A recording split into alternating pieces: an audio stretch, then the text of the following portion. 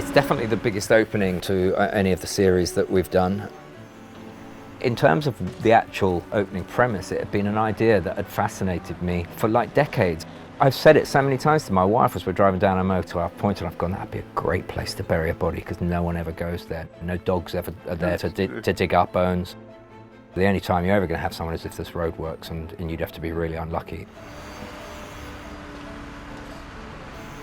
So the first day of the shoot was the big motorway scene, wasn't it? And it was set up in a fireman's training facility somewhere in Middle England. Oxfordshire, wasn't it? Oxfordshire. It was technically very difficult to do. But they did an unbelievable job. We had these 50 cars going up one side of the motorway and then doing, just on the absolute edge of frame, doing a sort of U-turn and coming down the other side. So I guess in any one shot you could see 20 cars one side, 20 cars the other, and the other 5 were doing the loop.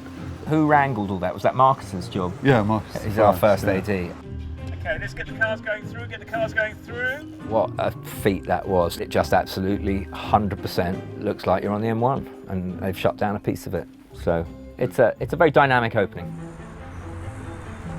We had to pretend it was April, and we were outside and it was about -7. I think we were running on the adrenaline of being really pleased to be back filming it. It got to the point that you couldn't feel your mouth.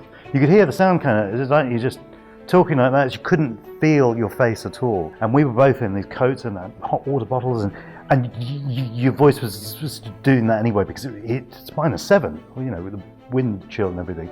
And it was snowing, and we couldn't film in the snow, so we had to wait until there was a gap and then jump out, and you know, with coats, and then it would be okay, you know, get your positions, the cameras are rolling, coats to get taken away, the hot water bottle gets away, and you're doing that, and Andy Wilson shouts action, and you go, anyway, we found a thing over here and it's got a thing, and you go, okay, right, cut. The faces of the actors, I can now look at them and go, oh yeah, I remember when we shouted cut, then you'd just be bouncing up and down and shaking your hands, just desperate to get some tiny little molecule of warmth into them. Dr. Balcom came out early doors, confirmed it was human. This is when they called for us.